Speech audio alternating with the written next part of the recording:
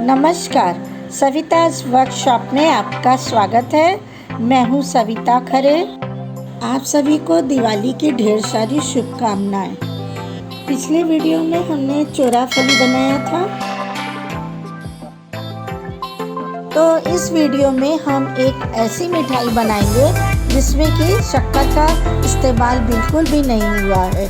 इसे weight loss वाले भी आसानी से खा सकते हैं। तो आइए चलते हैं, बनाते हैं खजूर रोल।